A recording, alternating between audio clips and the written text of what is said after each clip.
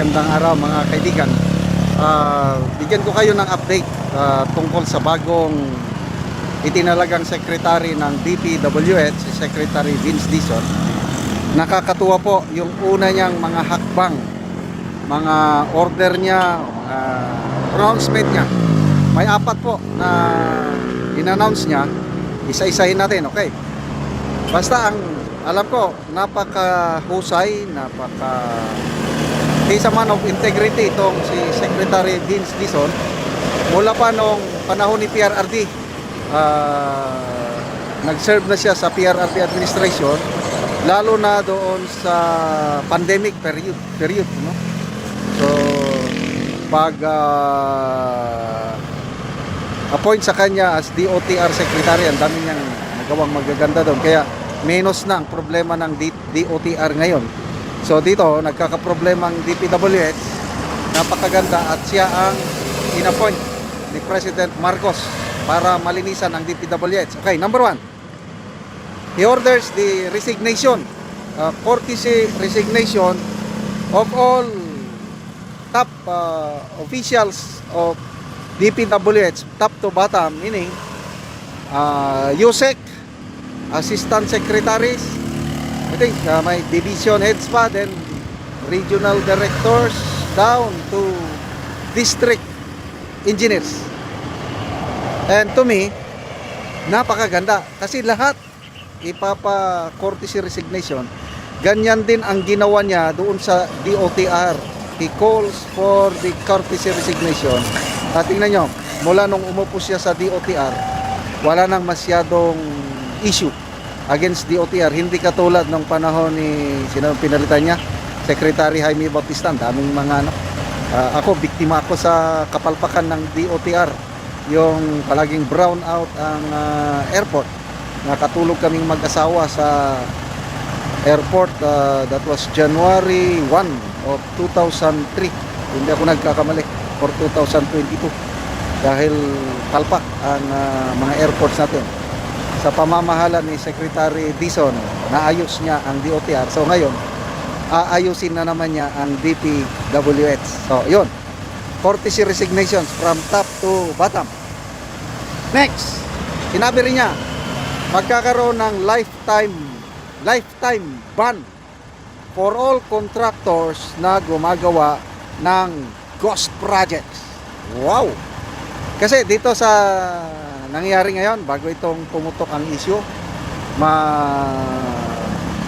ma-blacklist ang isang kumpanya, mamaya papalitan lang yung pangalan ng kumpanya, babalik na naman, or na-blacklist, bigyan ng pagkakataon na ayusin yung kanyang deficiency, babalik na naman. Ito napakaganda dahil lifetime ban, hindi na siya talaga makakapagkontrata. So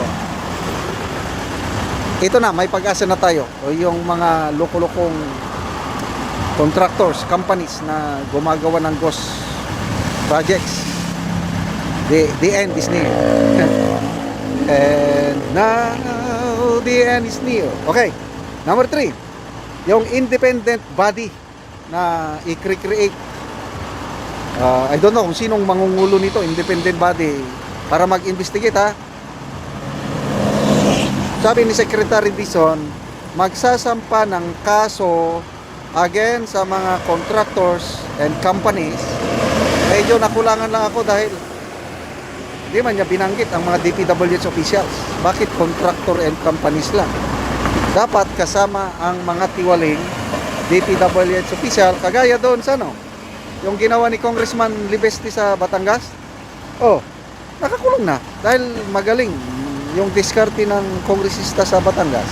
So dapat madagdagan yung makukulong na DPWH, kasi walang magagawa yung mga kontraktor na yan, hindi sila mangurakot kung wala silang kakutsaba na mga DPWH officials from the district engineer pataas.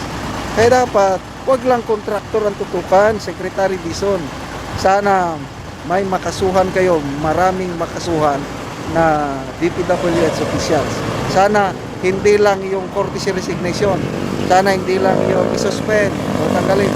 dapat may makasuhan, makulong dahil tama na, sobra na ang hirap ng mga taong nababaha, na bibiktima sa baha. Okay, number 4, magkakaroon ng overhaul itong Philippine Contractors Accreditation Board. Nako, grabe.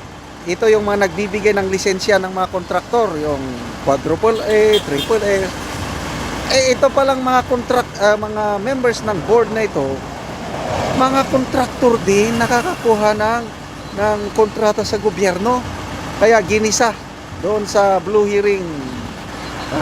Ribbon Committee hearing kanina, ginisa yung ang tawag doon, chairman o presidente ng Contractors Accreditation Board na ito. Kawawa siya, hindi siya makasagot-sagot kasi nga 3 ata ang members ng board, big 3 ang tawag. Members ng board, sila yung nagbibigay ng accreditation sa mga contractors. More than 4,000 ata nabigyan nila ng lisensya. Sila mismo contractor din. Ano ba yan? Wala nang delikadesa. Parang yung COA, diba? Ang commissioner ng COA, napag-alaman ng misis niya, contractor din. Paano nila mag-audit ng eksakto kung contractor? I-audit nila ang kanilang sarili? Ganyan po. So, yung COA kanina, nagalit siya, no? Kasi nanood ako sa Blue Ribbon hearing. Galit na si Senator Bati doon sa COA. Kailan yung makasuhan yung mga tiwaling na. So, parang nagbigay na within this month daw may makakasuhan na. Sana nga may makasuhan. So, saluduhan natin ang bagong Secretary Vince Dizon. May pag-asa pa tayo. Sana ganito na ang ginawa ni Secretary Bunuan. Kailang wala siyang ginawa. Okay, salamat mga kaibigan sa inyong pagsubaybay sa ating channel.